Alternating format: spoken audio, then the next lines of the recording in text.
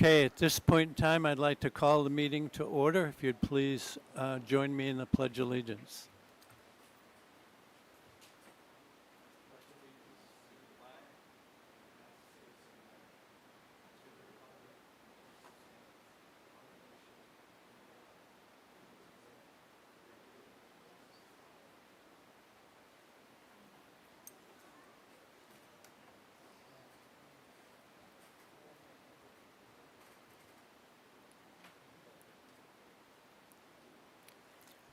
So for Points of Pride tonight, we have some visitors from Dublin to give a presentation for us. So if you want to come up.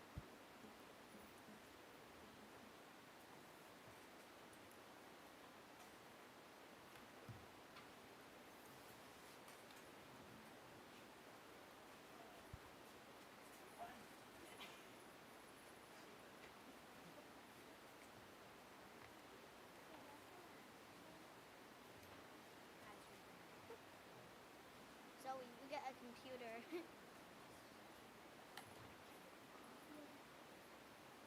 Mic is on. My mic is on. Addie's mic is on. Zoe's mic is not. And why is there a computer in Zoe's chair?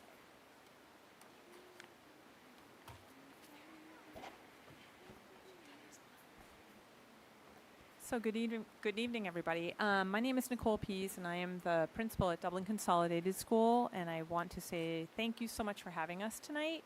I'd like to introduce Heather Fletcher, our grade 1-2 teacher, who has worked tremendously with these students to have them be prepared for this evening. Community is very much part of our world at Dublin. Both in our classrooms, we work to build community. Outside of our classrooms, in our building, we work to build community, and then beyond. And so the students are here to share some bits about what we do that means community to us. So with that, I'm going to ask that we start with introductions. I'm sorry, we're going to do a quick trade. So, and that one's Zoe's isn't on.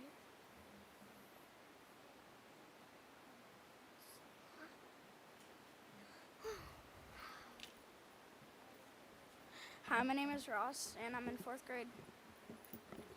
Hi, my name is Zoe, and I am in 1st grade. Hi, my name is Avery, and I am in 2nd grade. Hi, my name is Addie, and I'm in 4th grade.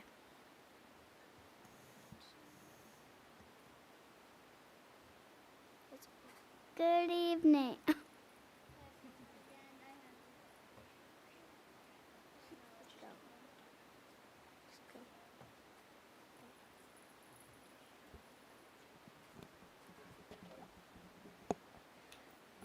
Good evening.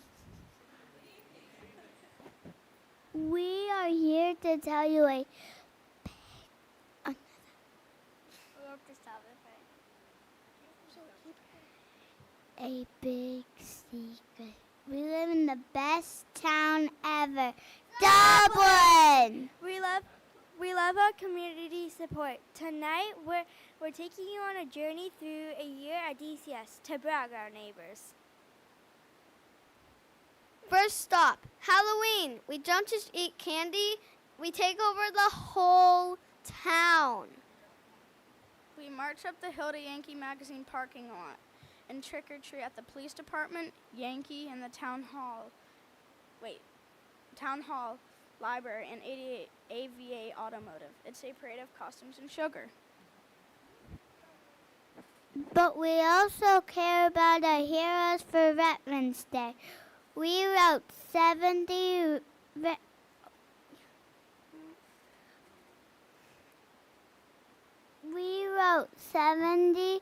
thank you letters.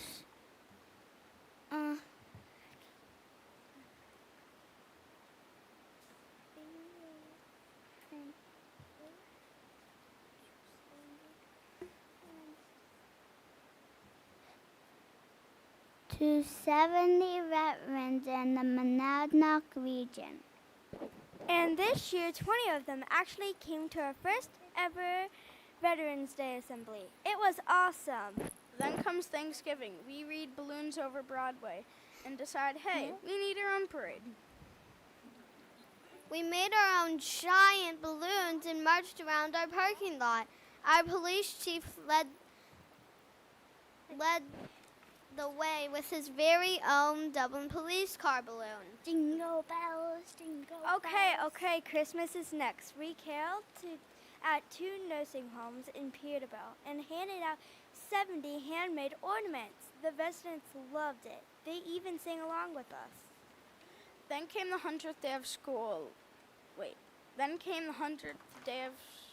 Kindergarten wanted 100 food items for the Dublin food pantry. But DCS overachieved. We collected 160 items. When we dropped them off, people actually cried happy tears. We also helped dedicate a peace balloon center of Dublin. We learned May Peace Prevail on Earth, written by Mr. Volker, and we sang it for the whole town. Now let's talk about our big friends at the Dublin School. They're like our big brothers and sisters. They taught us how to cross-country ski. We hiked to their wood shop and made wooden ornaments. And we even went to the fancy recital hall to watch the Wild Robot movie for our One School, One Book project. But wait! We have to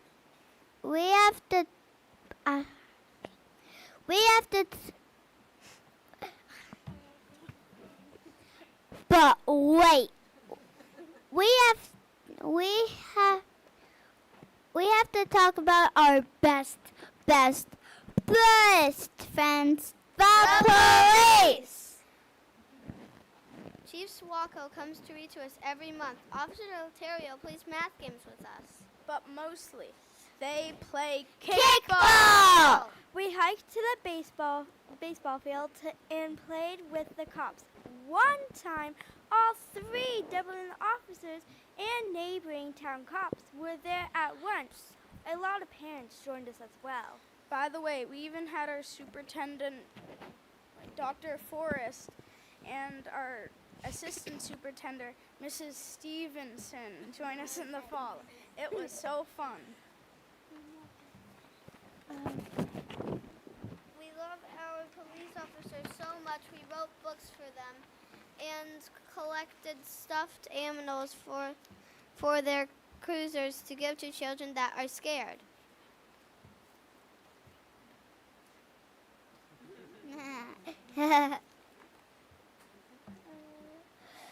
Some of us even donated our really loved stuffies. Our teacher gave them a spa day, so they were clean.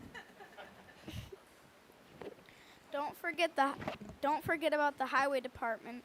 We made a big poster to thank them for their hard work clearing snow all winter. Then they brought all the big trucks to DCS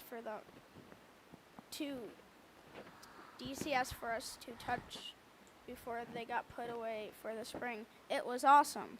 We also have amazing community readers who come to DCS every morning. They come and read with some of the 3rd, 4th, and 5th graders. And if you are near DCS on the last Friday of a month at noon, community lunch! Stop by the general store, grab a sandwich and a cookie, and come eat with us. Thank you for letting us brag on our awesome town. We love our school. We love our community. And we definitely love our Kickball playing, truck driving, book reading neighbors.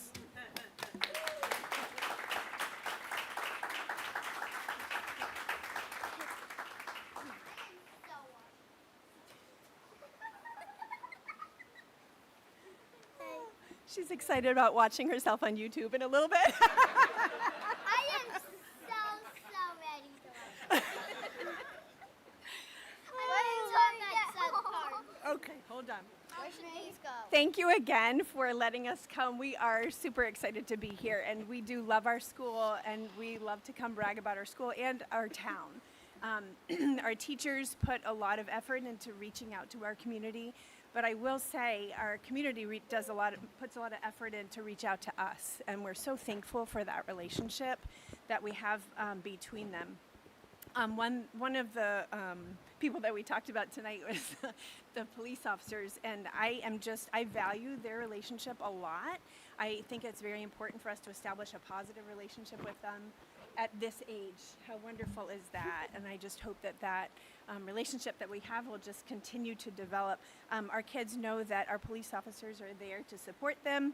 They're funny, they're creative, and they are here to support us. So anyway, thank you so much for letting us come. I will say what Zoe said, come to community lunch if you're able to. It's on the last Friday of the month. There's only one more left in May. And one other plug, we have a Memorial Day assembly coming up this Thursday morning at 9, and we'd love to have you come for that. And actually, we have a new opportunity this year.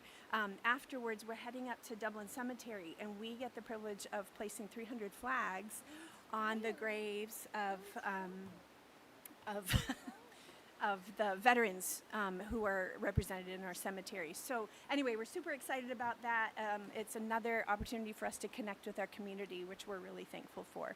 So we're going to open it up to any comments or questions. If you have any questions for any of our friends up here. Yes. Of all of the things that you do with your community, this is for any of them, of all the things you do with your community, which one is your favorite? My favorite is to help our town and pick up trash. My favorite is spending time with all of the people in our community and having fun with them and communicating.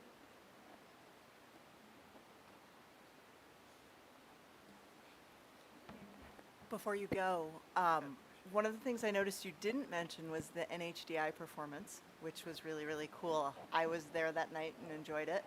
And I think it's super cool that you guys have the opportunity to get to know the police officers, which when my children were at DCS, they did not get to. So fabulous opportunity for you guys. I have a question for you. Where did you all get your big, happy attitudes? It's because my teacher told me to.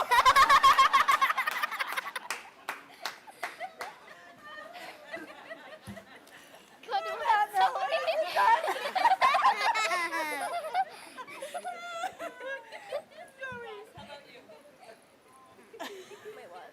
Where do you get your big happy attitude? Same.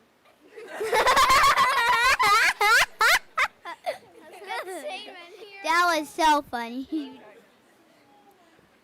Are we good? I know where mine came from. Can I say where mine came from? No. Oh, whatever. I'm back.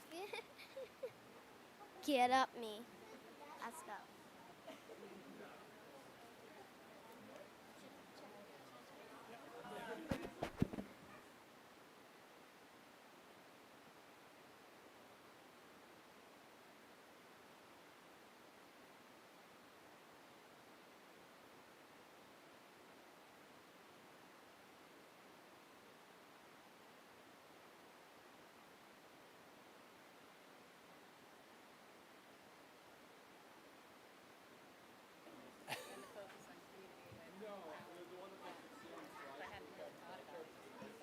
Yeah.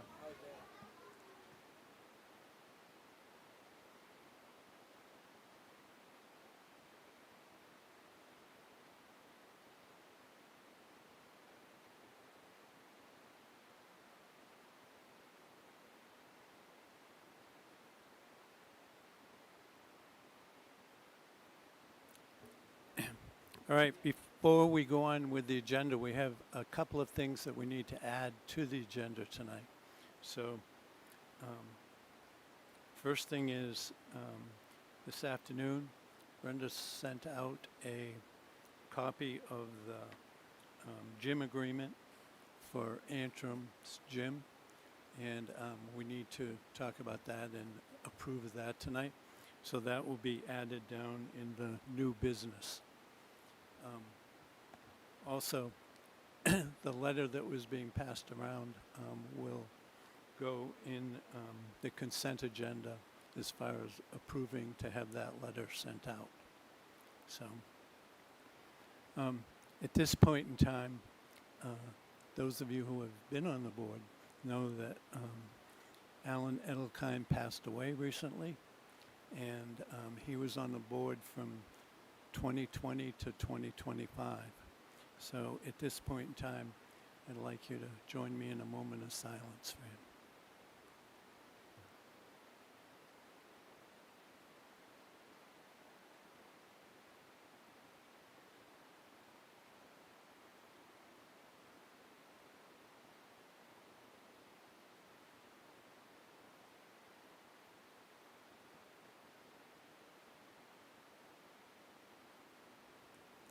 Thank you. Again, for those of you who didn't know Alan, as I said, he was on the board from 2020 to 2025. During that time, he served as vice chairman and also chairman of the communications committee. And one of the big things that he really brought along was the idea of the forums, because he really believed that the board needed to communicate with the public and have the public communicate with us as much as possible. He did continue after he left the board to watch all of our board meetings streamed, and a lot of times he would either text or email me with comments and share with me how we could make the streaming even better, which is something that he liked to do.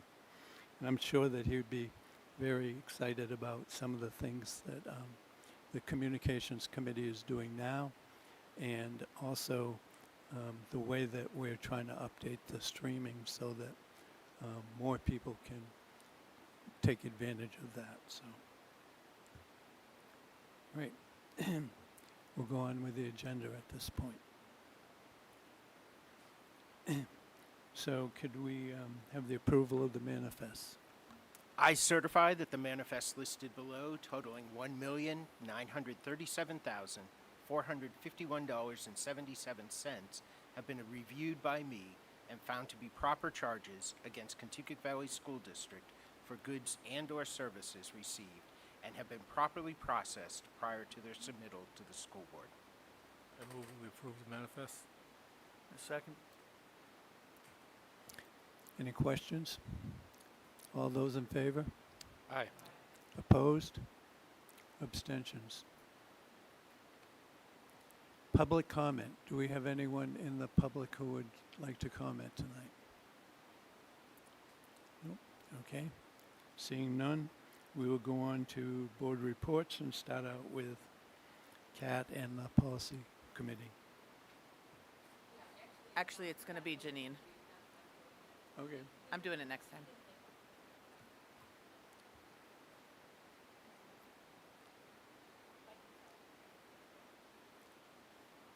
Good idea.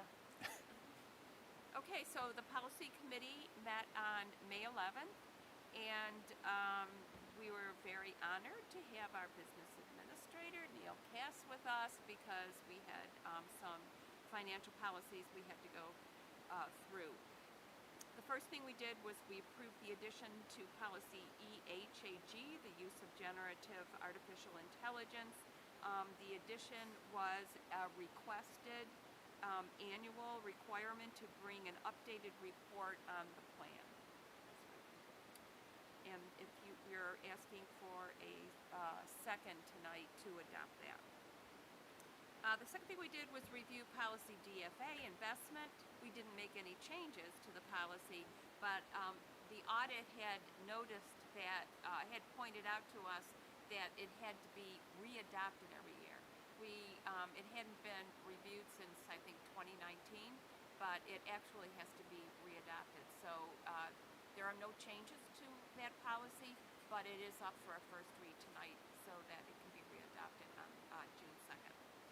The next thing we did was review policy DM, which I think is that purchasing? I didn't write that down. It's either purchasing or No, it's cash in school buildings. So that actually had a couple of changes to it. There was an addition of a sentence that Neil added in the first paragraph stating that building principals have the responsibility of ensuring cash is handled properly to procedure in their own building.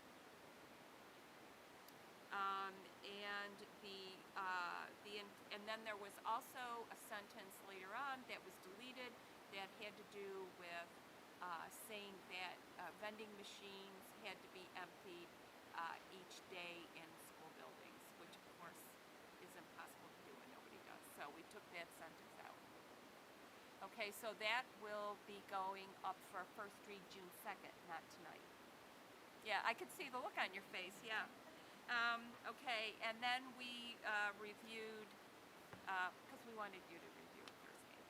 Okay, policy DJ is purchasing was reviewed. There were no changes, and there was actually no need for a review. But this policy was reviewed by Neil in response to an audit note that all policies should be reviewed at least every 5 years, and it hadn't been reviewed, I think, for quite a while. So he took a look at it, reviewed it, and we don't have to readopt that one. But it will simply note what year it was reviewed. And he also made a spreadsheet. The audit also noted that there were several policies that needed reviewing. They were past their 5-year date. So Neil made a spreadsheet of all of the financial policies, and he reviewed them, and they are all up to date. That's not true of the rest of our policies.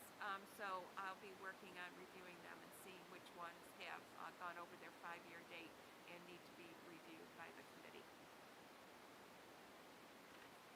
Okay, any questions for Janine? All right, thank you. The Joint Facilities Communication Meeting, you want to start with Tom? So we met on May 14th. The Facilities Committee has been gathering data throughout this year, looking over the Renzinger architectural report that's like a year or two old of all of our facilities. We've done site visits to the middle schools and the high school and CTE. And so what we've settled on is we wanted to look particularly at, and we have been looking at the long-term needs of South Meadow and Great Brook and how best to meet the needs of those schools. And we are moving into the next phase of our effort, which is why we wanted to meet jointly with the Communication Committee, because starting in the fall and throughout the whole of the next school year, the 26-27 school year, we're going to be presenting the data, the information we've gathered about the two middle schools, some of the issues they're going to be facing going on into the future, which is part of the capital plan that the Building and Property Committee has been working on. So we want to educate everybody about the issues that are facing these two schools. And we also want to get feedback and input from the community. So we want to do a very extensive communication effort to let everybody know where we're at, what we've learned, hear from them, what they know about the schools, feel about the schools, maybe some history, personal experience, and then we'll see if we can come up with some consensus about how to deal with our future, particularly with the two middle schools. That's the first thing we're going to be dealing with. So that's why we want to meet with the Communication Committee. We're hoping to start out with a forum in the fall to kick off, and then, like I said, have an extensive schedule of communication and interaction with all 9 towns in Convo. And that's what I have. Curtis, anything you'd like to add to that? I think you did a good job covering it. Yeah, we're just beginning to formulate a plan on how to have these conversations with our community. And I think the emphasis will be how to get out and hear from as many people as we can. Okay, you also had a communications meeting after that? Yes, communications met right after that on the 14th. We worked for a little bit on building out the Facebook page and setting in motion, getting it up and running. I also passed along to the committee, and I'll pass it along to you, that the Ledger Transcript has offered to publish the essays of the Edith Bird Bass Essay Contest winners if the winners themselves would like that opportunity to publish it in the paper. That was offered to us. We did a little housekeeping on some thoughts around how we're organizing our board drive, both for the committee and the board's documents, agendas, how those are presented to the community. I think that's in the works at the beginning stages.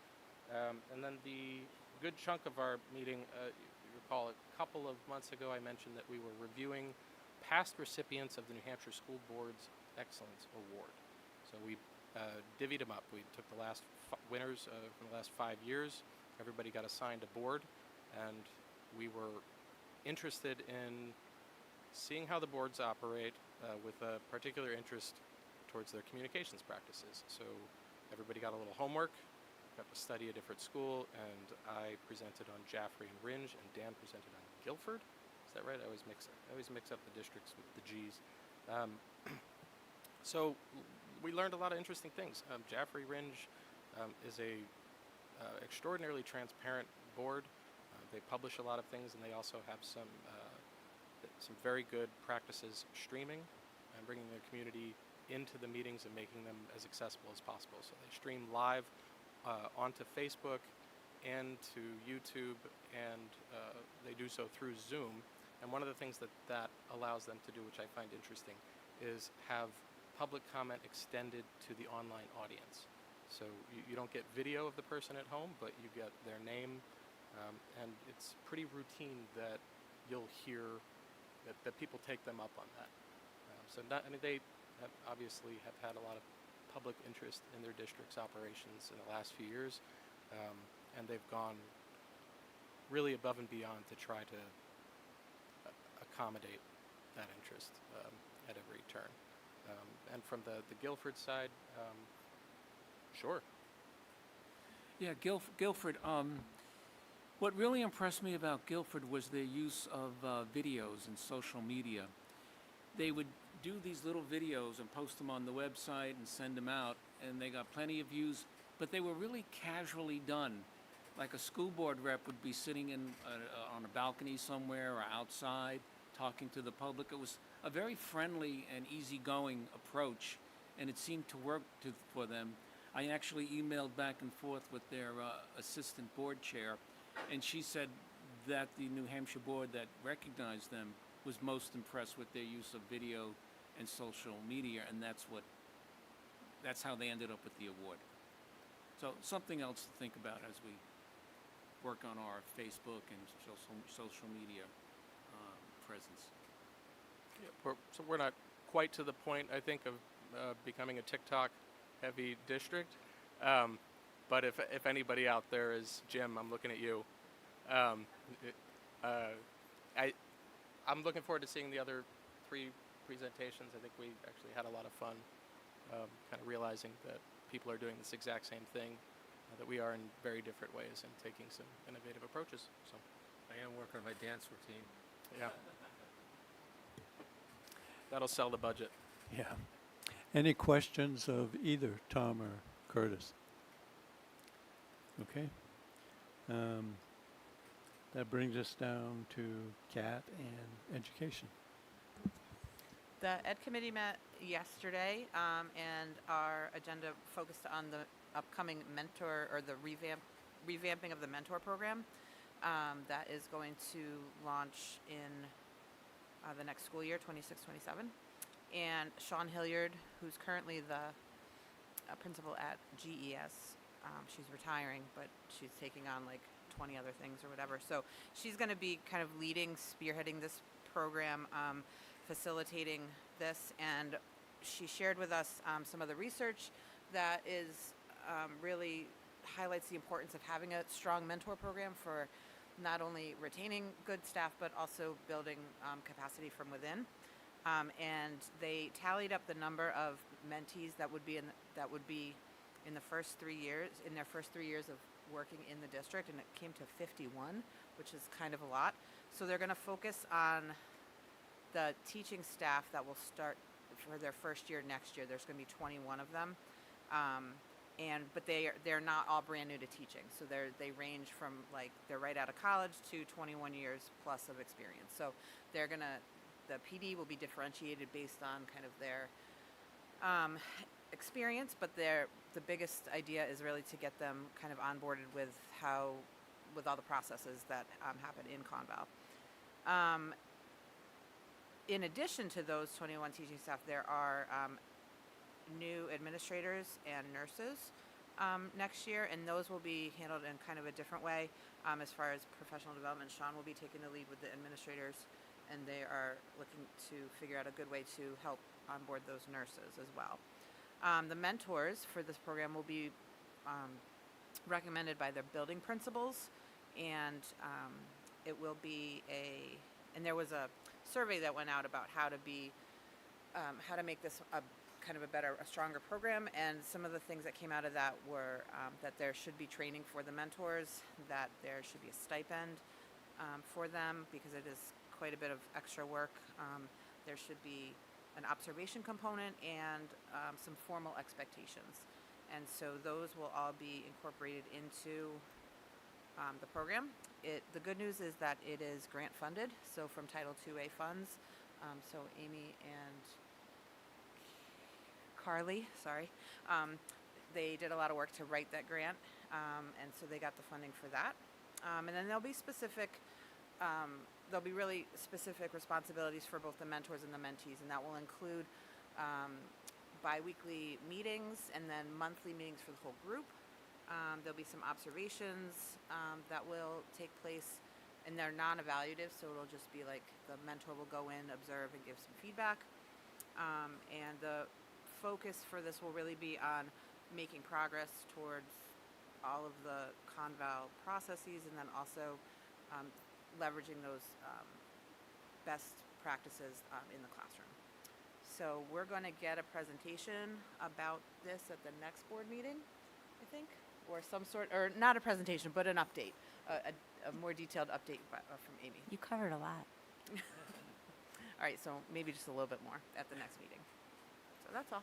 Any questions? Thanks. Any questions for Cap? All right, thank you.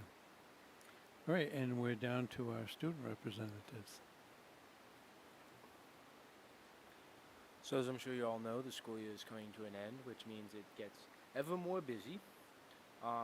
So starting last week, I had mentioned at the last meeting that the day of service was coming up. Well, it happened last Friday. Over 500 students participated, and we didn't let the cold and rainy weather stop us. We had 37 projects off campus in the community, including all the elementary schools and both middle schools. Students also volunteered with the Antrim Rec, Dublin and Hancock Libraries, Antrim Fire, the Peterborough Police, Rivermead, Scott Farrar, and many more. Some on-campus activities included creating encouraging cards for Operation Care for Troops, no-sew blankets for Project Linus, creating animal toys for the Monadnock Humane Society, and as well as a campus trash cleanup and gardening projects. After service, students were welcomed back with hot cocoa, water, and snacks, and a guest appearance from the Conval Cougar for a closing assembly. And we are so very grateful for the community support in this, and hopefully for many more days of service to come. Moving on to last weekend, on Saturday, we had Children in the Arts, and while not run by Conval, we had many Conval clubs and students participating there. A few examples: the Drumline, I believe, was leading the parade. Members from the National Honor Society were doing face painting in the park. So, just a few examples. What? Oh, that was Treble Clef. My bad. Not it. Oh, they were singing. The Treble Clef was also singing. And then, moving on to Sunday, we had the New Hampshire Film Festival, where senior Mikey Gonzalez won the Spotlight Community Impact Award. which I believe it is the first time someone from Conval has ever won that. So, congratulations to Mikey if you're watching this. I don't think he is though. Yeah. Another thing with that, I think he won the like photography and that department around, I want to say $500. Yes, as part of that, the film festival, or whoever runs that, is giving a $500 award to the New Hampshire, the Conval photography department. Really great, and I think Mikey and the head of that department gets to pick where that goes. So today, the Envirothon Club had their main trip to their competition, and I was on that. So a little description about Envirothon, what we do. We basically spend the year preparing for a competition at the end of the year, which tests a lot of skills on environmental subjects such as aquatics, forestry, wildlife, those kind of things, and it puts it all together into, I think, 4 or 5 separate tests. Then you also have a presentation. So the students in this program put a lot of work into studying and a lot of work into this presentation all year, and they finally put it to use. So it was really, really nice moment for me and all the other Envirothon students. Me and Liam are also working on a voter registration drive with Kay Coon back there. You can give a little wave. So we are planning to do that later in the year to give seniors at Conval a chance to register to vote, an easier chance to do that, since I know it might be a little tough for students, or students might not know where to go for it. So just giving that opportunity to seniors later on in the year. The Pops concert is happening on May 27th at 6:30 in the gym, and all of you guys are welcome to come. Then on Saturday the 30th of May, Break the Stigma is having a walk and run 5K. So you guys can come, anyone from the community can come and do, whether you want to run it or to walk it, you can do a 5K, and that is for a do you know what that's for? Not off the top of my head, I do not. Okay. It's Break the Stigma. It's going to be for a good cause, so I would say go and have fun, run or walk that 5K.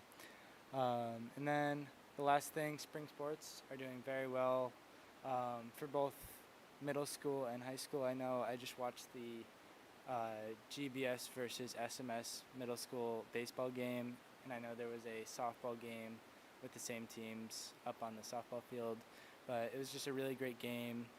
The two teams actually get along pretty well. I saw at the end of the game they had a nice big huddle with the high school coach, and he gave a nice lesson to them, gave a nice talk, and it was just a really great game. I know for baseball we've been playing very well, and I think that goes for all of our spring sports so far. It's just been a really great season. Thank you, guys. Any questions for either one of them? Okay. I'm sure we have at least one person who might be interested in the 5Ks.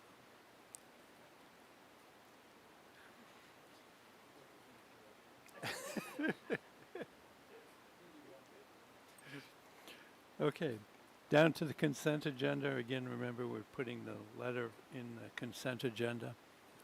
Dr. Forrest, do you have any comments on the consent agenda?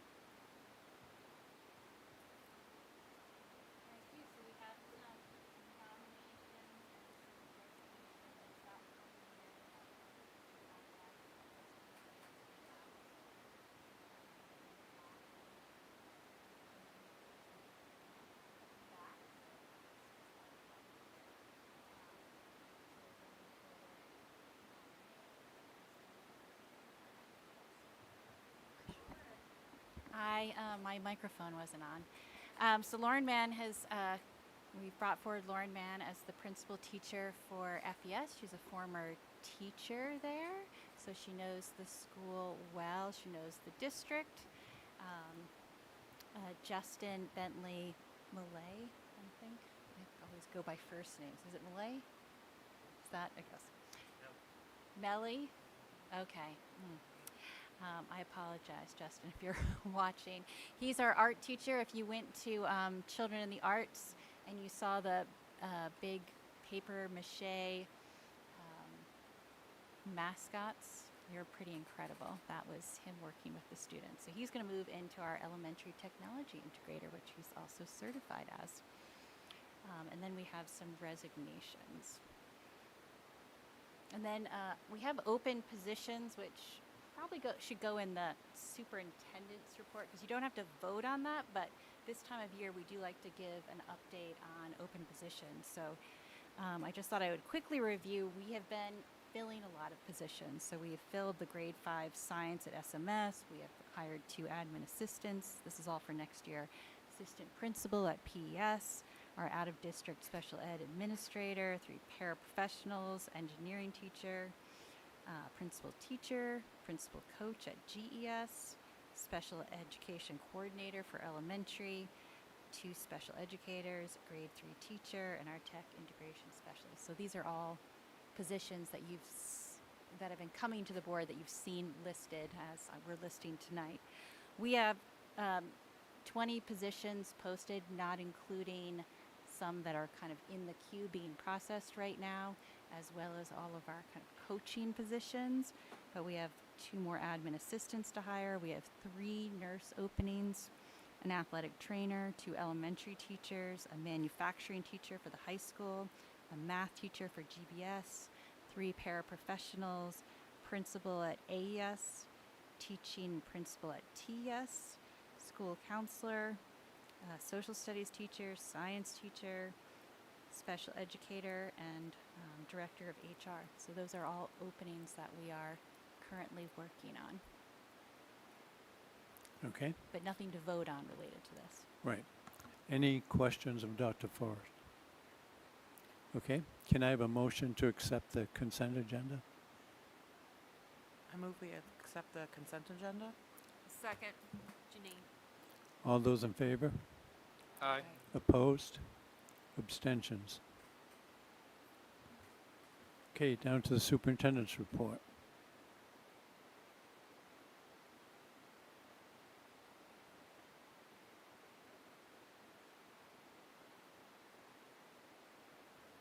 Sorry, you have the May and June calendar. Are there any additions or changes to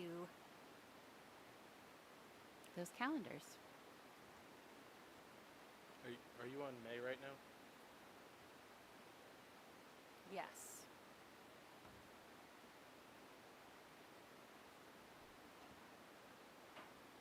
I have a June edition.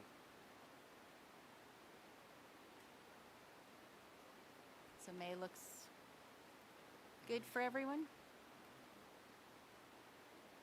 Okay, June.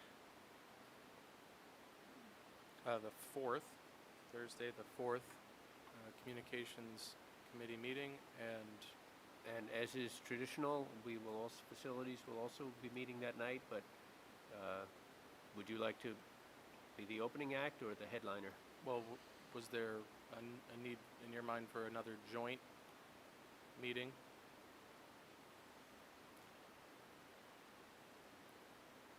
No. Okay.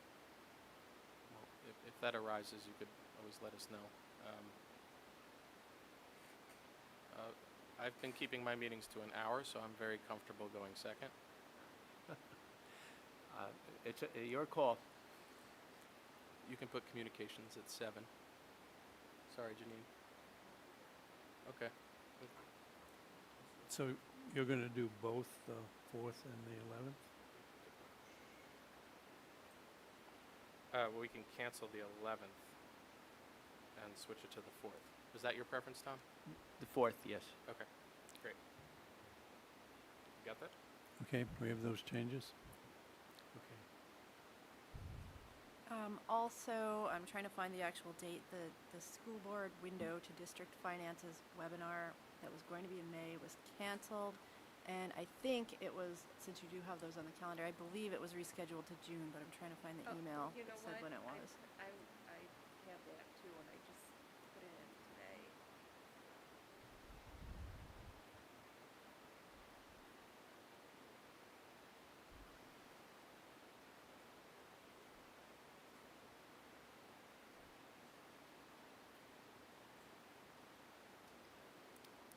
Okay, we'll find it and add it in. Another calendar to note, and I can send this out by email, but our Director of Student Services, Carrie Coates, is retiring at the end of this year, and on June 4th from 3 to 5, we're going to host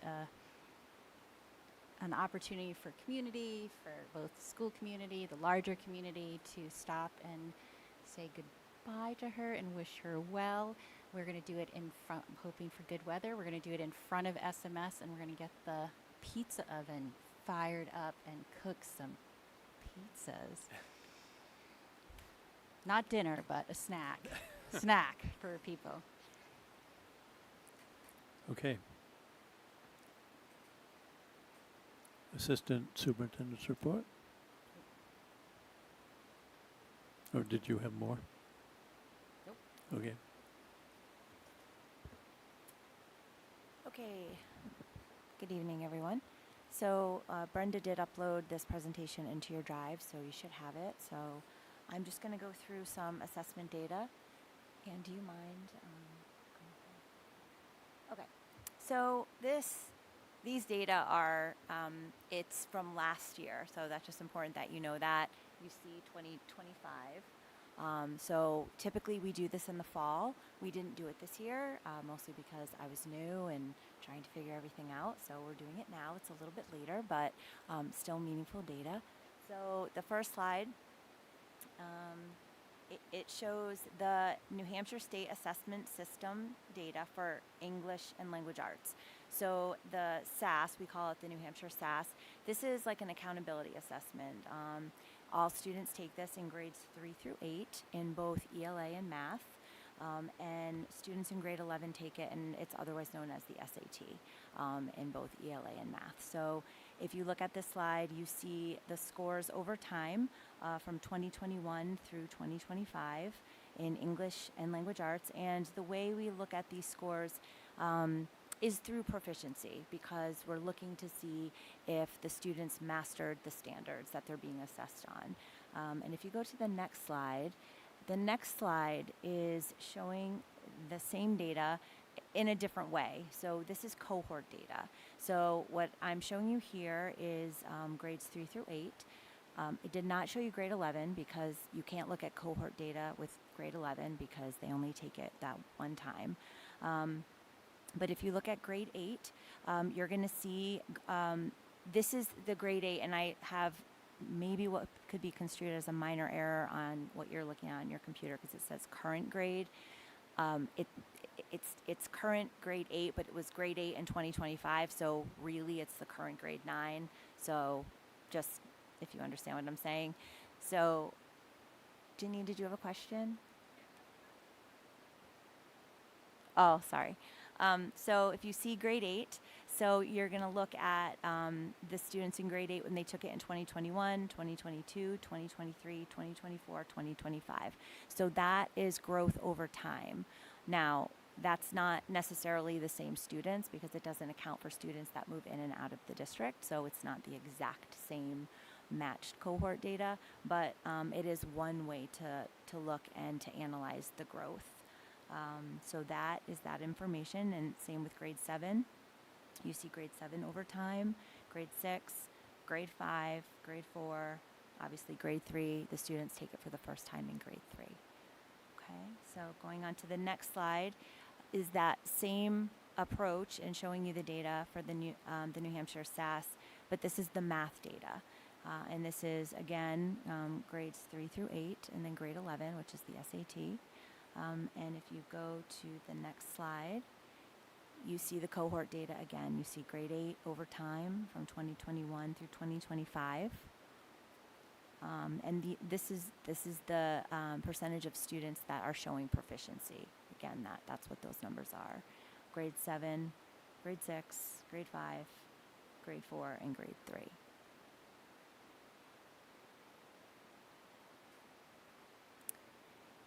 Students also take the New Hampshire State Assessment in science. So only grades 5, 8, and 11 take the science assessment, so it's not as many grades as the English and the math. And so if you go to the next slide, again, you see the cohort data in science. So grade 11, you see 2022, they were in grade 8, and then 2025, they're in grade 11. Grade 8 in 2022, they were in grade 5, and then grade 8. So you see that growth over time in science. This is a slide of the SAT scores. So our students in grade 11 take the SAT, and again in reading and math, reading, writing, and math. And what this slide shows is the Conval scores compared to the state scores compared to the national scores. And then you can see that over time as well. So you can see where Conval falls, where the state falls, state of New Hampshire, and where the national average falls in both reading and math over time.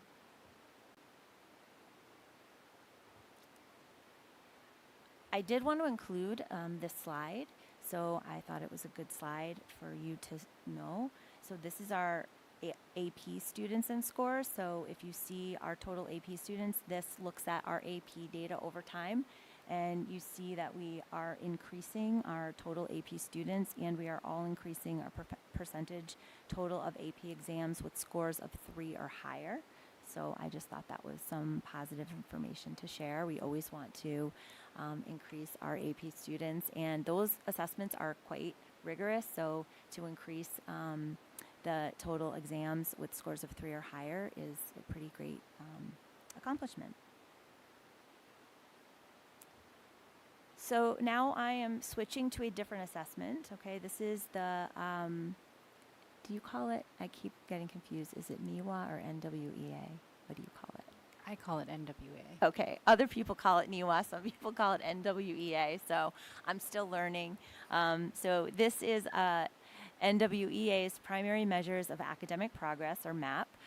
So this is a different kind of assessment. This is more of like a diagnostic assessment. You're kind of comparing students in this same grade across their peers. And the assessment is taken 3 times over the course of the year, and you're looking at growth. The assessment is used for different purposes. It's not used to determine if students necessarily mastered a standard, so it's different from the SAS. Yes. Sorry to interrupt. That's so, okay. just so I'm clear, these numbers are a percentile Yes, number. percentile. So it is purely relative standing. Yes. It's not proficiency like So the SAS. I would caution against calling it growth. While I'm not saying this is happening, if the abilities of the peer group were falling and you weren't falling as fast, but still falling, your number would go up. Right. And so what you kind of look at is you look at growth over time of individual students. So yes, I'm not suggesting that you would look at this necessarily as like, oh, students are, we can kind of walk, I understand what you're saying, but it can be a predictor for teachers of growth for students. It can be used to look at and adjust instruction. It can also be used to group students. So that's more what it's used for. So it is still interesting information, but it is different than the New Hampshire SAS. So I just wanted to make sure that I explained that.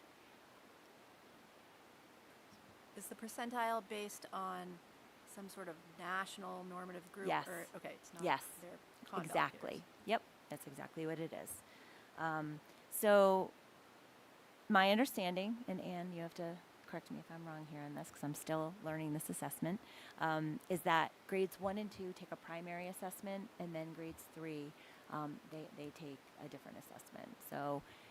So we have data here for our current grade 1 in the fall and in the winter, and you see some growth there. Go to the next slide. And then you see current grade 2, and you have the fall because they took it the year before, so now you can compare fall to fall for this group of students. And then we just added the winter. We just felt like we wanted to it's not the same because you're not comparing a year's growth, but again, we just wanted to give you some like this year's data. So we did add the winter for that. And then you can go to the next slide. And so now this is starting in grade 3, students start taking the standard MAP assessment. So you don't have the grade 2 comparison. So they take it in grade 3. So we just included the fall and the winter.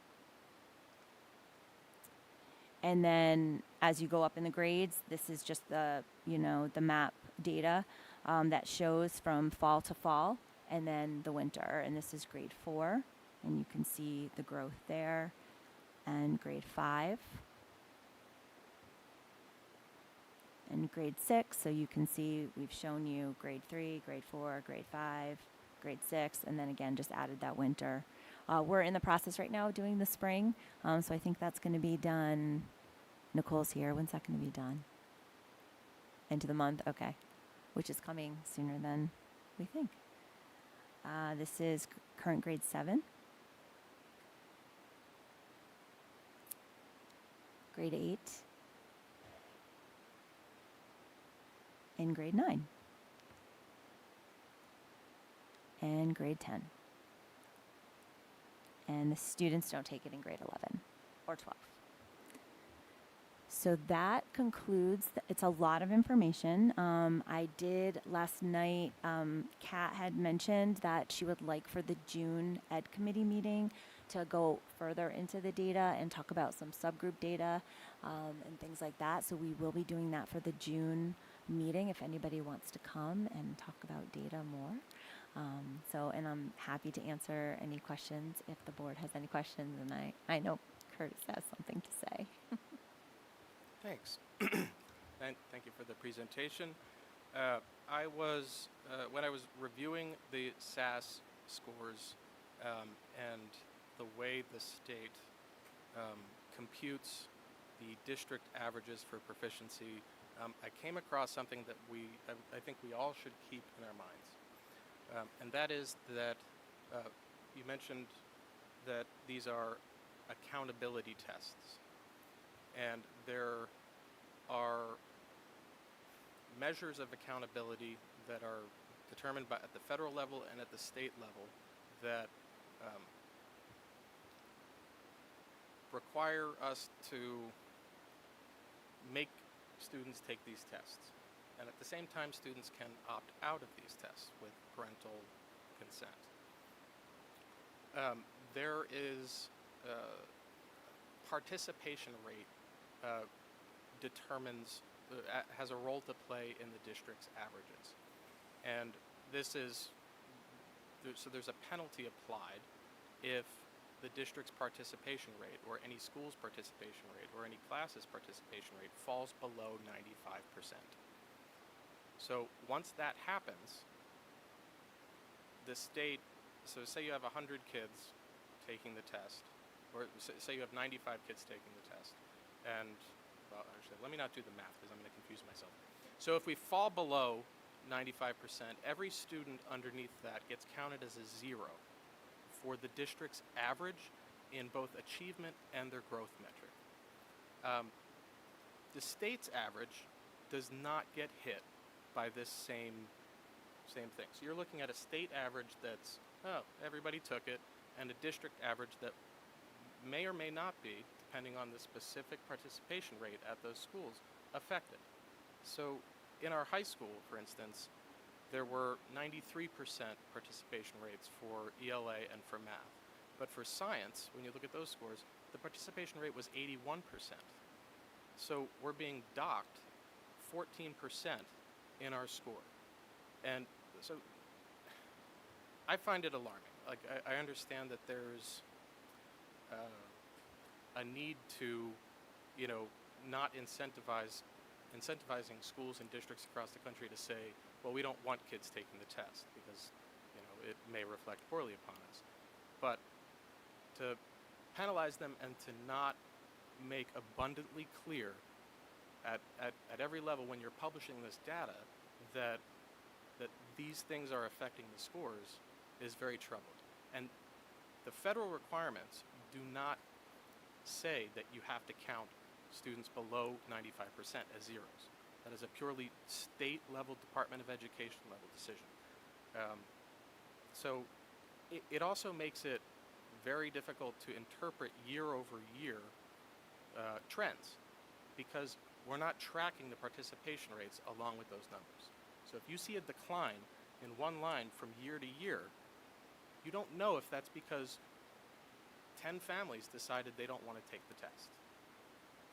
So Can I just add something too? And you might have said this, so I apologize if you did. New Hampshire has a state law that you can opt out of the test. That is not, just so you know, that's not like that in other states. So the fact that there's a state law allowing families to opt out, but then if they opt out, we get penalized for it is... Mary? I would also add that with the possible exception of SATs for kids who are college bound, we're asking kids who might not have any incentive to do well on a test, to do well on a test. So scores will also reflect that. I would add that for years, colleges have, even though they've used the SAT, have said it's not a very good test in order to predict what students are capable of.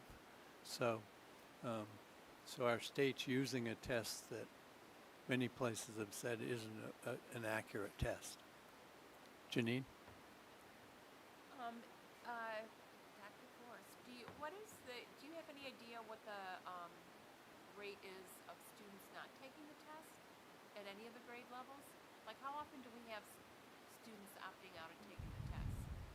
Well, it varies, but we could pull that. That's reported, so that is something we could incorporate into our presentations, and I think it'd be a good thing to include.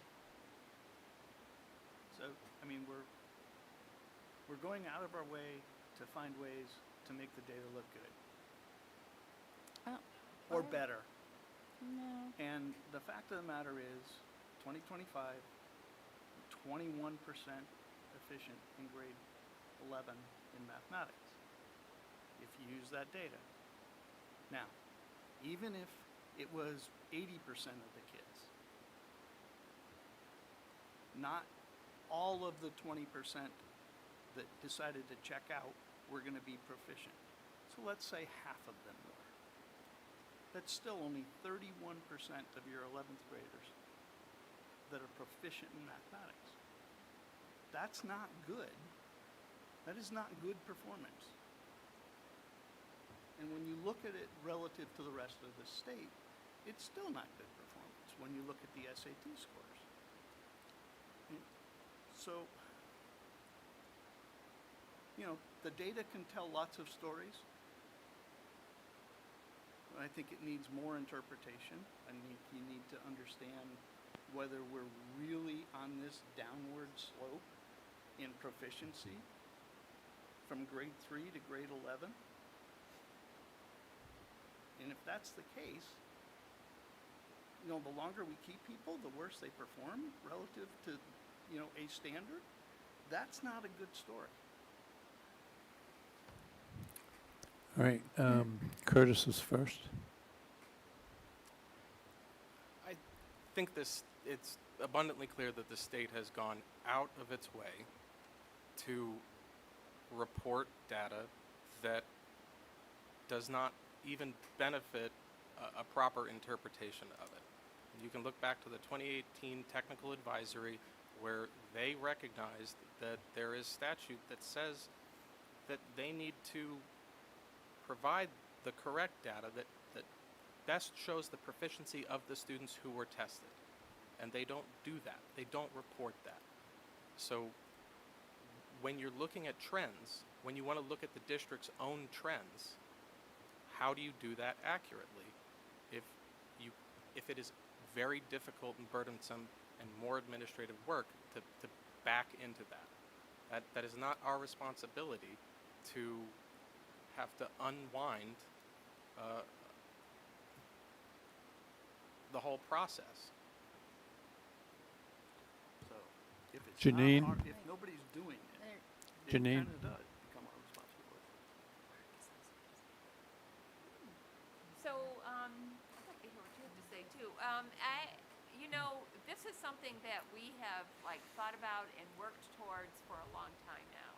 The test scores for math have really bothered us, and as well as literacy. But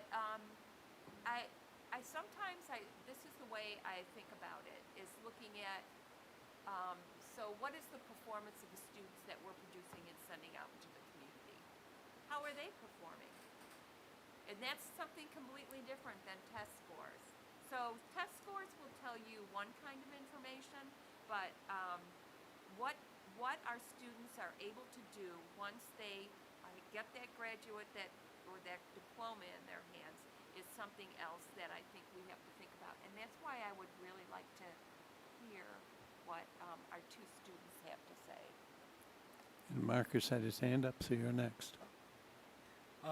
Yeah, I'd just like to say I think it is really hard to read this data in a way that makes sense, especially from a student perspective. A lot of the people around me that take these tests lose so much interest from year to year. There's no incentive. There's just nothing to get out of it at a student level, and we're seeing a decline in proficiency from year to year, but we're also seeing a decrease in interest, which we have to take into account, because a decrease in interest means that they're not going to take the test at their full skill potential, I guess. So it is just a really, really hard test to see what the data means. And it's kind of why I really dislike this test and what it shows for our school data. But yeah, I don't think it really helps us. I think maybe there's a way we can help that, whether it's giving an incentive to take this test at your best skill or something, but I don't know if it means that we're teaching the students poorly. I will say that some states, including Massachusetts, use the test as a graduation requirement. And so in order to graduate, you have to take the test and get a certain level of it. So as he said, there's no incentive for especially students who are not going on to college. No, I think this conversation is just proving out that the data is flawed. And I think but it is the data that we have. And you've got to use what you have and try and fill in the blanks. Whether the state wants to, come up and be forthcoming with that or not is another question. But if you make the same assumptions year after year in analyzing the data, you should be able to get some trends. And from what I can see of this data, the trends aren't particularly wonderful. They're at best static over time, and that's not what we should be aiming for. Curtis, did you have another? Okay. Just what I'm saying is, I think maybe we can look at the data because the state isn't doing anything to fix the unreadable data for us.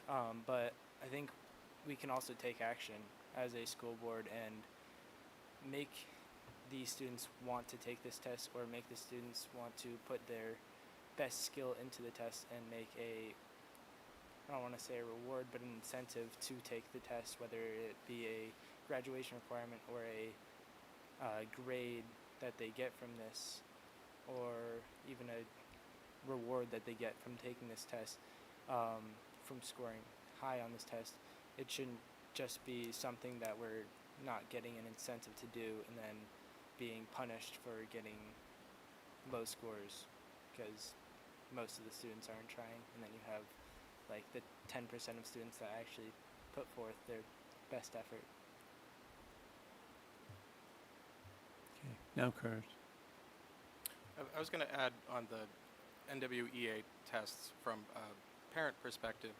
I find the growth metrics very interesting. You know, you can see year to year, season to season, how your child is developing. I think that allows you as a parent to be, more involved, to reflect on, your own level of involvement, and I'm speaking personally, but you can do things like if there's, I notice the difference over the summer. Like if you take extra time and build your child back into some learning habits before school starts, that can show up. You can look back and say like, oh, that little extra push worked. And I think there may be some useful information there from a teacher perspective as well, because it speaks to the individual kid and it speaks to that learner over time. And lastly, I would encourage anybody who's interested in SAS tests to go onto the department website and take a sample test. And you will see immediately what the fatigue Marcus spoke to looks like. You're talking about something that looks like it was drawn up in like a century ago, and it is visually confusing and mentally tiring. To me, taking a third grade test. I got the answers right, but I wasn't happy about it. I wasn't happy about having to do so. So if you want to understand the student experience and ask yourself how a child today would engage with this when they know other things, they know other media, there's a real disconnect in my mind. Janine? Also, Jim, I'd like to point out that we have been concerned about the math scores for a long time. It was the probably highest focal point of the last 5-year strategic plan that we did.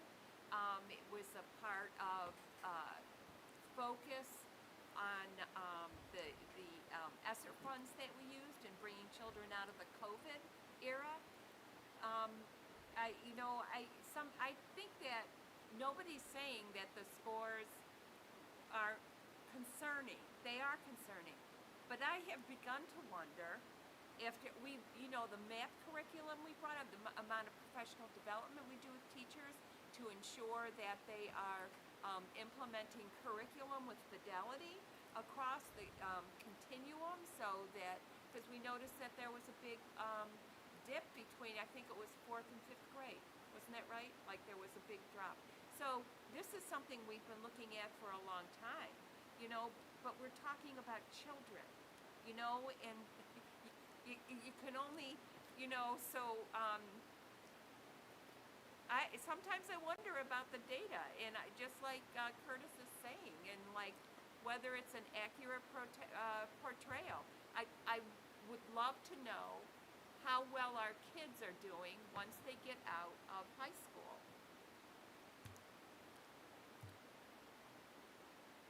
Tom?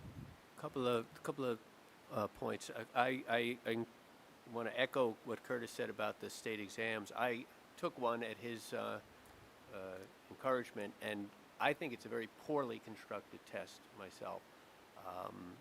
and it's hard as an adult, and I feel I feel strong in my test-taking abilities, and yet I was struggling with that test, and so naturally I blame the test. But I really don't think it's very well constructed. To Marcus's point, I think that's something that we should look into. I don't know if we can do something, come up with an idea to create incentives for the students to take the test. But I think it's a good idea. And Mike mentioned in Massachusetts, I taught in New York, there were state exams that were required. The parents were motivated that the students would do well. The students were motivated that they would do well on these tests. The teachers were motivated that they would do well on the test, because if you didn't pass the test, you had to take it again. And if you didn't pass the test ever, you didn't graduate. So that's intense incentive. And I was wondering about that too. If they don't have an incentive to do well on the test, are they going to perform at their best? Lastly, two things. I am very impressed by the AP results, but to Jim's point, the SAT scores are universal, and they're, and our scores have been shrinking, going down, and that is troubling. If our SAT scores compared to the state, compared to the national levels, are lower than they were in the past, that's a red flag for sure. I had no idea what you mentioned, Curtis, about how the state does those statistics. It's insane. How could you measure our numbers one way and the state average a totally different way? It's not accurate. But it is unfortunate and something to look at as to why our SAT scores are sliding. All three were sliding: the state average, the national average, and the state, the nation. But ours are sliding at a quicker rate than the state and the national. So that's concerning. Yep. Cap. I think even if we don't look at the holistic number, I think we still need to look at the trend, right? I think whether or not it's a test reason or it's a motivation reason or whatever, I think looking at the data is still really important, and getting to the root cause of that data. So where there's trends, right? So if we know that third graders are more motivated than 11th graders, okay, that may be true, but then how do we change that, right? How do we have to somehow try to get the kids to be motivated more to teach. I know I teach 8th grade. I know they're not motivated. We try to do all the things that we can, right? And the way the state runs it, we can't control that, right? What we can control is what we're doing in the classrooms and what's happening. Well, we can't control that, but our teachers can. And so how can we support them, and how can we, as a community, as a school board, as parents, as all of those things, right? Because the trend is downward, right? And that's true. And so why is it true? There's probably a lot of different reasons, but I don't think we can just say, well, it's the test, it's the state, blah, blah, blah, and just hang it up there. We have to keep looking at the data, and we have to keep looking at reasons and continuing doing things like the mentoring program or whatever we're going to do to try to improve the experience for our kids, so that when they go out, they continue to do good things, because they are doing really good things when they go out. And that's also a piece that we have to look at, right? We can report that along next to communications committee, next to that data, right? Yes, we're doing this. This is what the state data is showing us, but these are also the way that our kids are being successful when they leave Conduct. So. Okay. I think one other thing that it would be good to look at is, if I remember right, some of these tests, we're looking at total scores, but they do have skill scores also. And so it's important to look at what in the skill scores are higher, and what might be bringing it down, and to concentrate more on the actual skills than just the test itself. Yeah, Liam. Sorry. Something else similar to what Marcus was saying earlier about the motivation. which I did not think of then, so it's a little bit later than when Micah said that.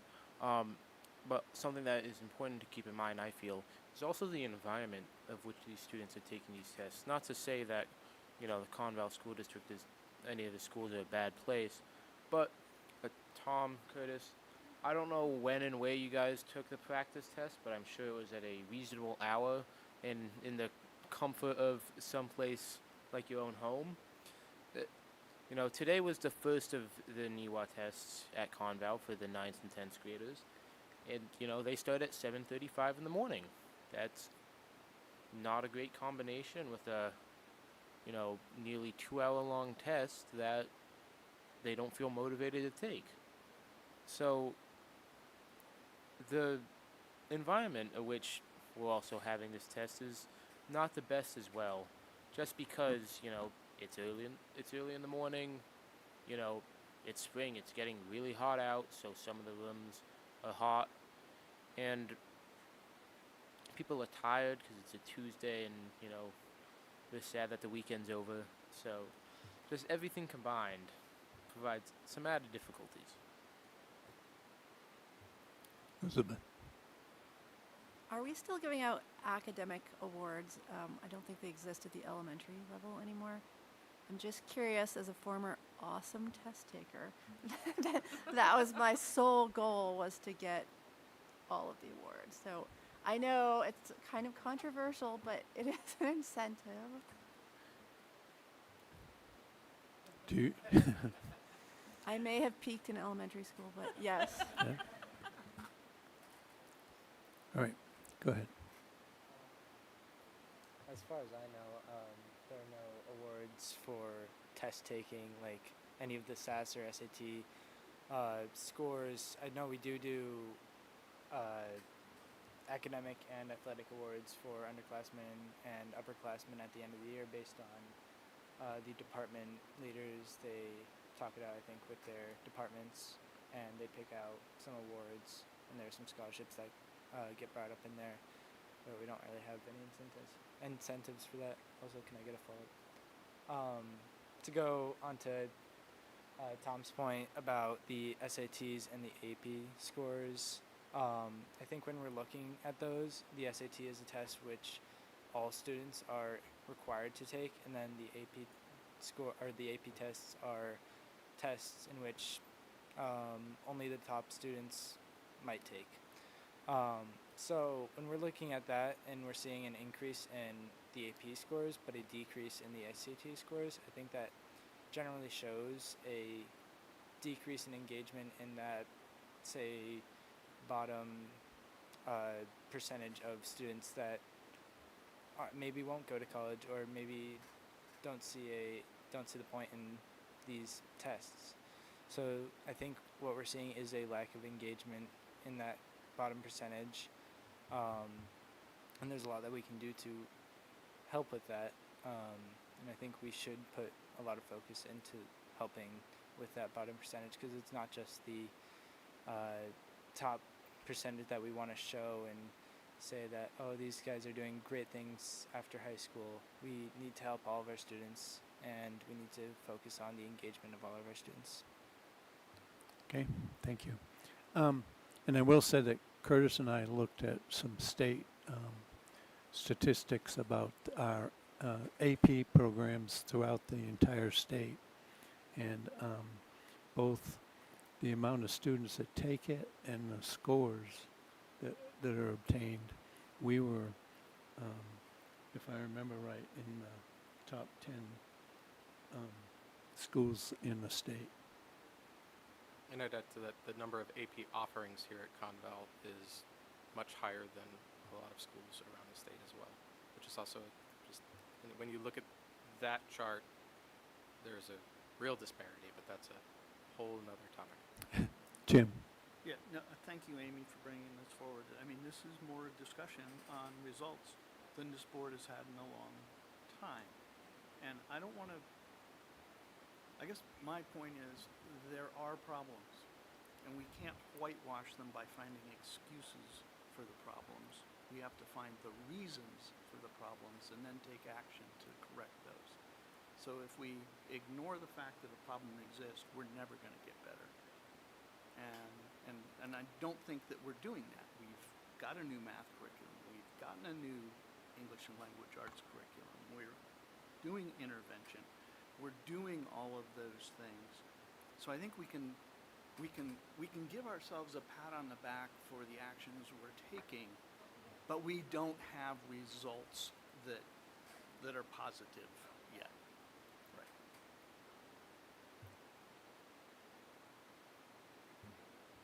Just a couple more comments, because we could go on with this all night, so. Curtis. I'm going to object to your characterization of the points that I'm making as whitewashing or making excuses. They are not. I am attempting to understand and make sure everybody who's reading this data that they understand the rules by which we are being assessed. And from there, we can have an honest discussion about how we did on a test. And it's also important to look at the thing that we are assessing. So look at the test. And I don't think it's out of bounds or an excuse to ask if it's relevant. All right, I think at this point we'll go on to the next agenda item, please.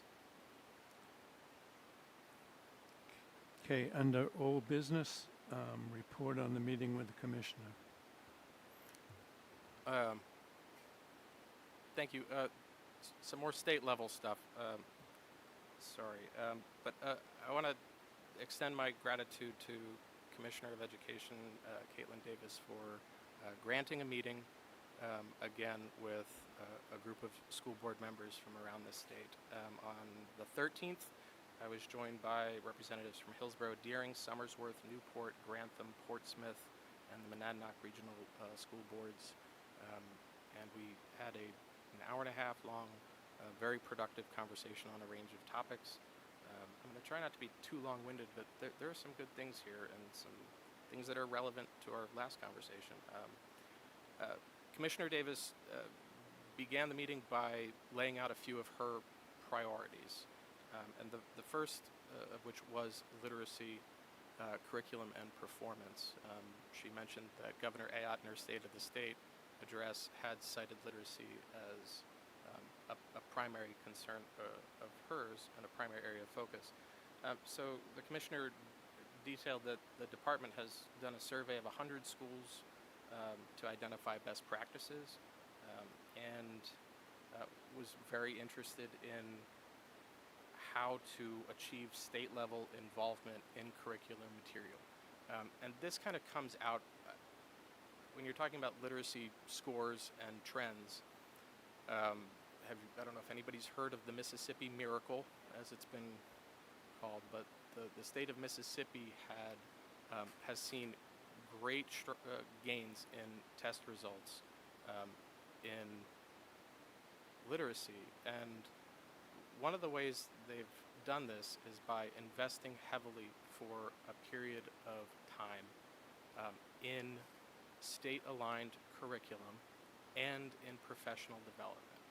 So they have gone deep into making sure there are people at their Department of Education who can come into schools. They've gone to lengths to identify a set of curriculum and instruction materials that are really geared towards what they've found to be the best thing, which is very different than how New Hampshire operates at a state level. And that was one of the questions that the group had was, the commissioner mentioned that at the governor's direction, she was ready to kind of go in this direction, make some recommendations as to, around the science of reading, and, these are the best curriculums, here's how we can support, but there is not yet financial backing to support that PD. The other thing Mississippi did, they went into community colleges or into the college system, and were training teachers at the college level to, when they come out and they've graduated, they're trained in these strategies. So one of the things the group raised was that very promising, but how does it align with the broader state ideology in Concord and in towns around of local control, where you have what levels of, are we comfortable with the state taking a more direct control of our curriculum, even though we've seen results in other states. That was a good conversation. Talked a lot about special education funding. There's been a commission in Concord to study the costs of special education. There's some legislation out there, 1563, that's made its way through the House and the Senate now with some amendments, but there's bipartisan recognition out there that state special education aid reimbursement is well below what districts need.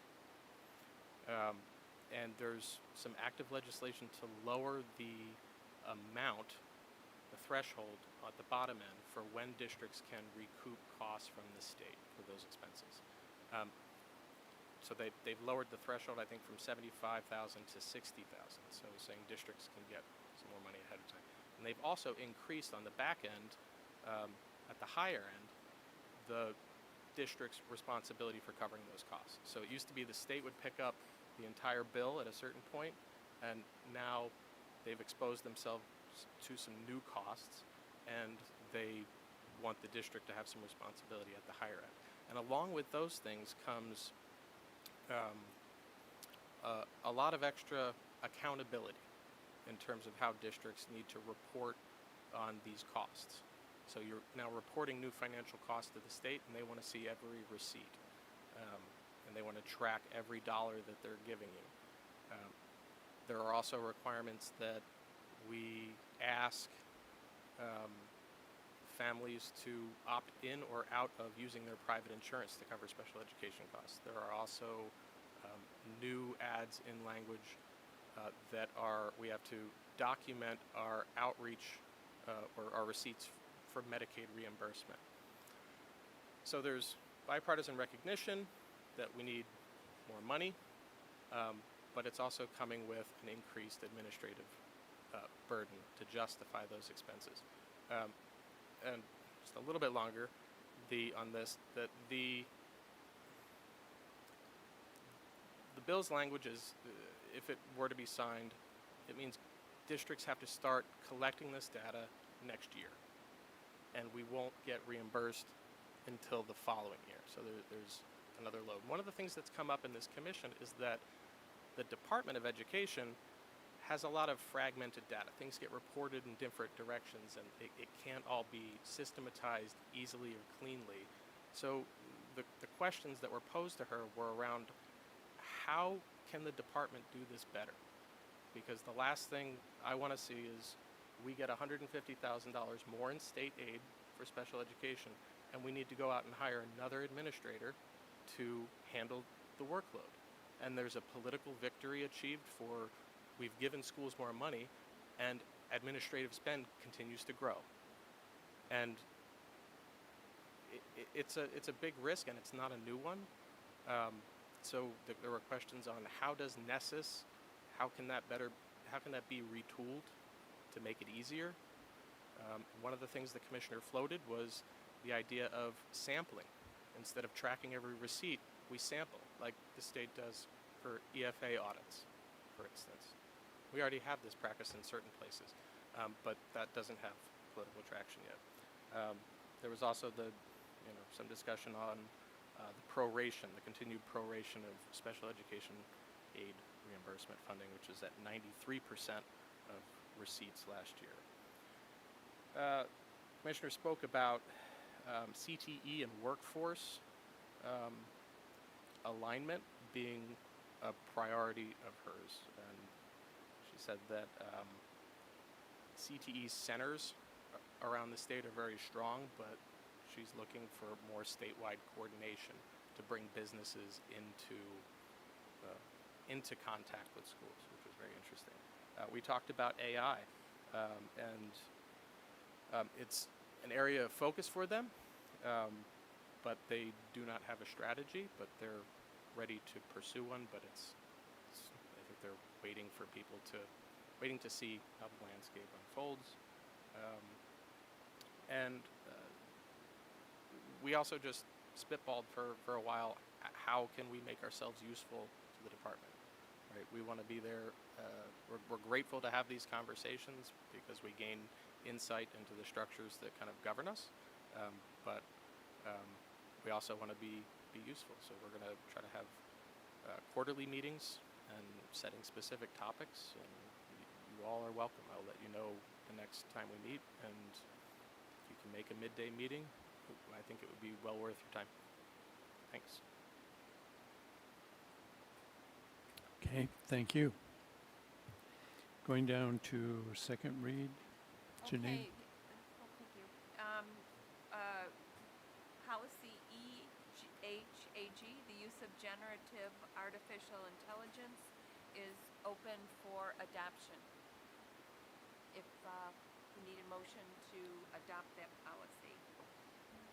I move we adopt policy EHAG, use of generative artificial intelligence. Okay, we have a second? Okay. All those in favor? Aye. Aye. Opposed? Abstentions? Okay, thank you.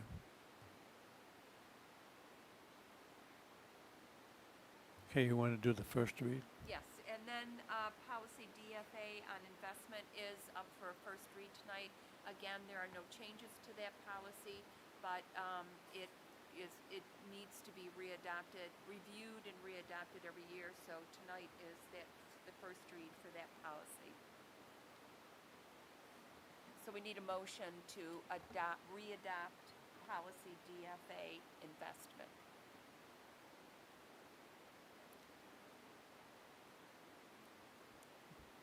No, we do. We do. It has to be readopted. So it's a first read. Wouldn't we read it and then next time approve it? Yes. Oh, I'm sorry. Yes, it's up for first read. Sorry. So it'll be have to be readopted at June 2nd. All right. Thank you. Curtis. So there were no changes to the policy. Thanks. All right. Mr. Grossi and I went to a meeting with the Antrim Selectmen and the Antrim Recreation Council, and looking at an agreement for the gym usage. And we had talked about the fact that the field usage is a shared situation where the cost of operating the field is shared percentage-wise between Antrim and the school district. And we felt that the same thing should be true with the gym usage. And so you have the agreement that Brenda sent out, and in that agreement it does now say that the maintenance of the gym will be also shared between the two districts. The other thing that we were concerned about is the fact that we have Mr. Grossi, who's responsible for so many fields and so many gyms, yet the cost that we seem to be bearing in Conval isn't anywhere near what they are in doing the work up there in Antrim. So they did agree that from now on, that before work was done, that they would check with Mr. Grossi to see, number one, who we use as vendors here in Conval, to see if they could get lower prices than what they currently have. And also, once they got prices for a certain project, that they would run them by him in order to determine whether they were a good value or not. So I think those two things in that agreement, will work out much better for everyone concerned. So I need a motion to accept that agreement so that we can sign it. I move that we accept the revised Antrim agreement. I'll second that. Okay, all those in favor? Aye. Opposed? Abstentions? Thank you. Seth Fowler Scholarship. So we have a new scholarship that's being brought forward. Seth is one of the students we lost in earlier. So we shared information in the board drive. So I'm happy to answer any questions that people have.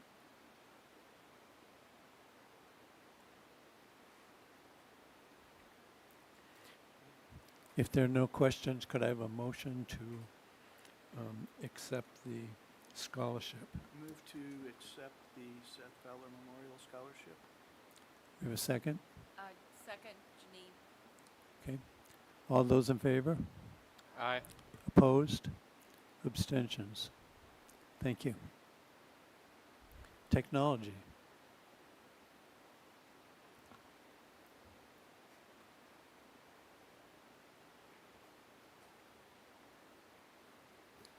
Okay, I've got 3 purchase recommendations for technology hardware.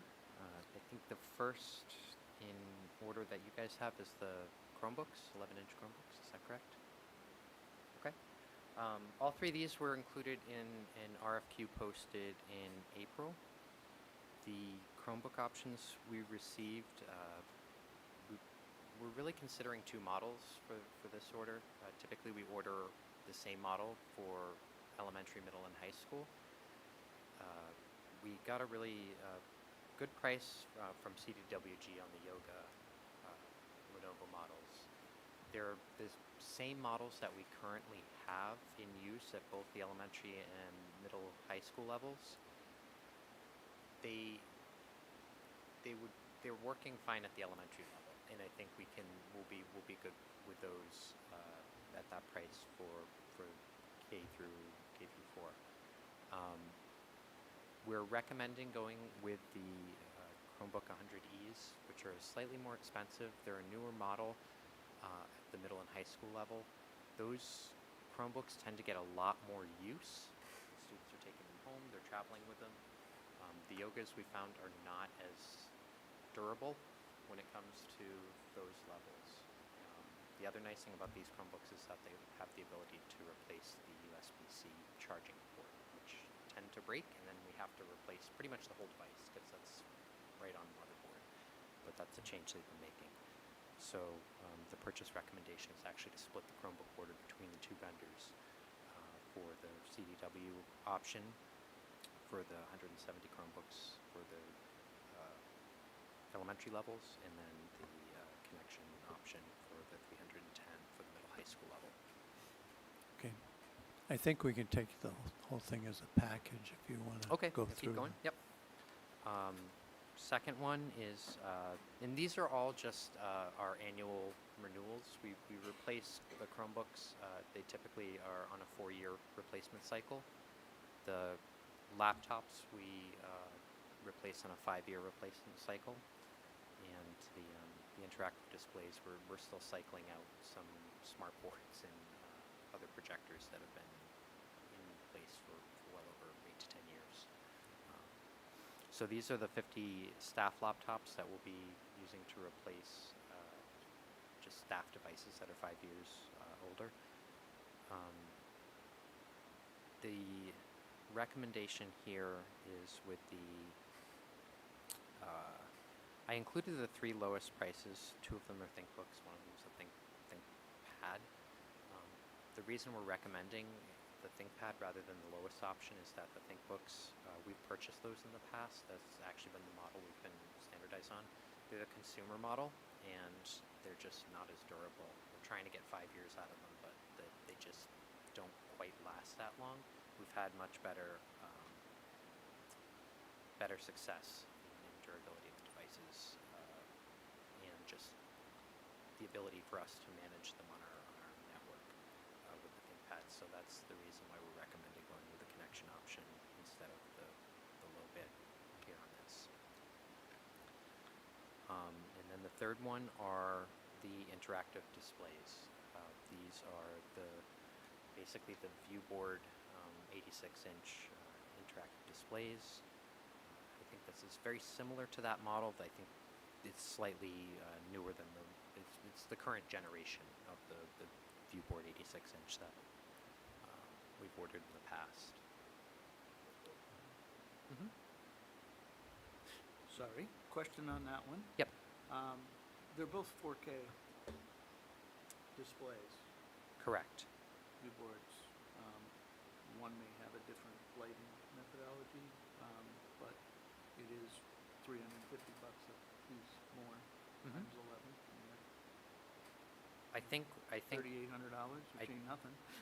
I didn't mention it in the bottom part, but we are going with a low bid on that one, Okay, unless I got the math wrong. you got the math wrong. Okay.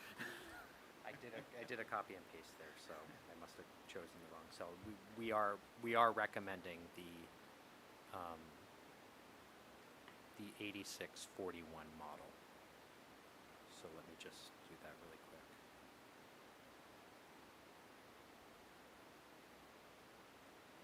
Yeah, so that should be 27,445 for the total amount there. Is that what you got? Okay, other questions of Mark? Okay, can I have a motion to accept the technology package? I move that we accept the 3 technology purchase recommendations. Second. All those in favor? Aye. Opposed? Abstentions? Okay, thank you, Mark. Thank you very much. Expense and encumbrances. The report for the end of April has been in your packet, and you've had it, and it's in the board drive. Just probably the biggest thing to report is there's very little change from last month. We seem to be right where we should be. A couple of things to note in expenses. There will be some expenditures in line 110 regular salaries as we come to the end of the year, and the retirement payouts are in there. Line 120, which is temporary salaries, is the substitutes. And as you can see, we still have a significant amount left there. We talked about that at the last meeting when those rates were raised. Line 211, health insurance, I do expect to have that surplus pretty close to that number that's there. Just to note, 299, other benefits. This is where the Warren article that was voted, the money for that was put in there. We have allocated some of that, but that's why that looks as high. That hasn't needed to be allocated anywhere. 380 purchase services is largely legal, and we have money in there. We will have additional budget transfers probably at the next meeting for some of the repair and maintenance items that you see those lines, or in, some of those need to be adjusted. 624 fuel oil is in very good place. I'm hoping I can say that through next year, but we'll see what happens. And 738, which has a big balance, no longer has a big balance after you just voted to spend most of that appropriately on the group Mark's recommendations. Under revenue, no significant changes. I'll just remind you, like I do every time, that 1990 other local revenue includes the $666,000, which was returned for attorney's fees. And then the last page includes the fund balance, which we've been including in there. I made some adjustments to this form. Remember, this is just a sort of an estimate at the end of April of what I think the balance will be at the end of June. I did add in the little box that has the net assessment, which includes the 2.5% retainage that would be available next year, just so you have that number. And I added Jim's boxes from his spreadsheet at the bottom, which sort of summarizes the sources, the disposition, and the amount at this point that could be available to reduce taxes. I'm happy to answer any questions. Any questions? Jim?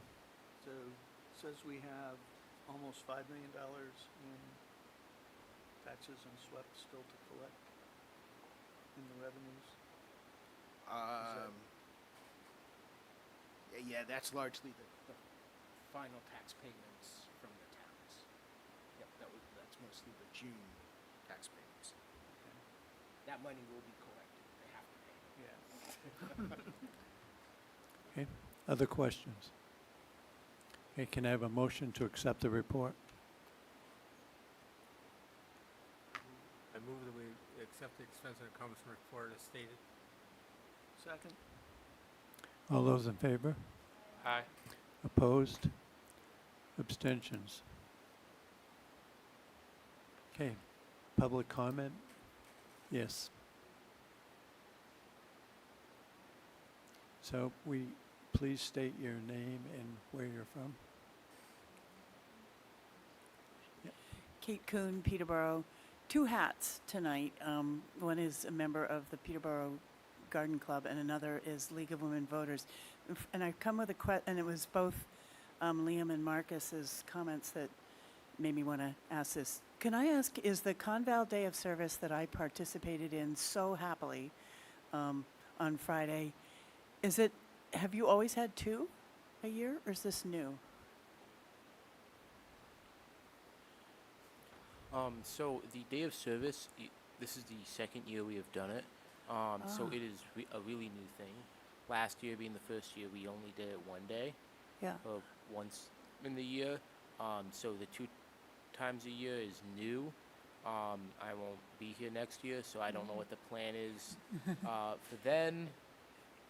But, I imagine it'll probably stay at 2, but don't quote me on that. I hope you do, because I want to say, we did it. Peterborough Garden Club had been asked to do it because we'd actually also been asked to a couple of years ago, do the Yellow Tulips for Hope out front. And so so it was in the fall of 2025 was the first time we did a project for the Day of Service, and it was great. And then, so when Ms. Rushford got in touch with us, said, could you do something for us again? It was in the gardening thing that you mentioned. Sure. And it was, like you said, it was rainy, it was brutal. The kids that we worked with outside were off the dial fabulous. And it was like 5 or 6, 7, kind of, as I said, the boys, and it was really, really a great project. I think like what those DCS kids said is like you get the community, you get kids out in the community and the community in with kids.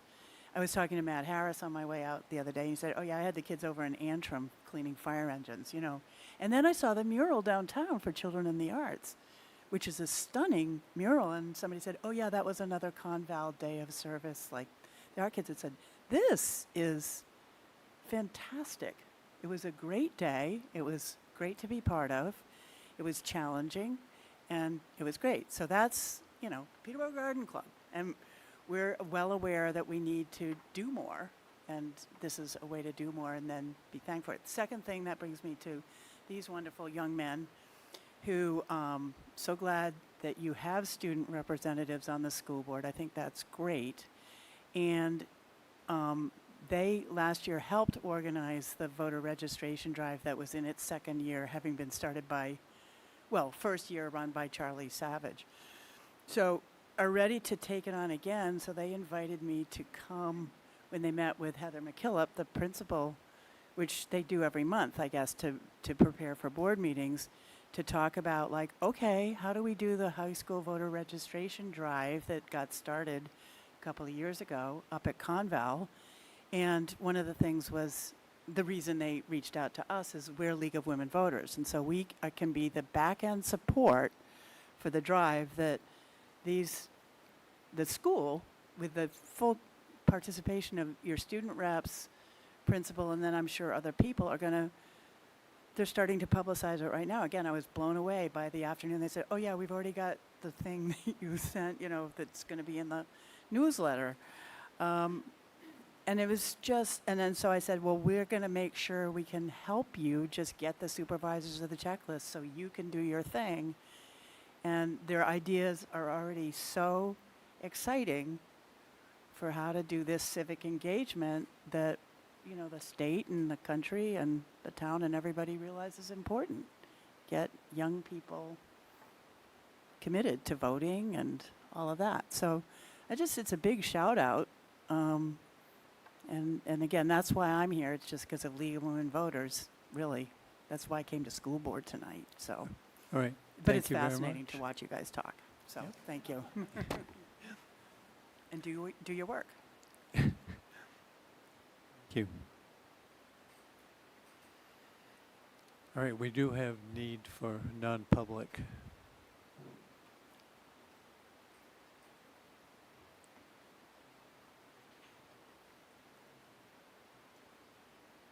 So I have the reason up on the board if somebody wants to make a motion. Go ahead. I move that we enter non-public under RSA 91A32A for the compensation of a public employee. I second that, Kat.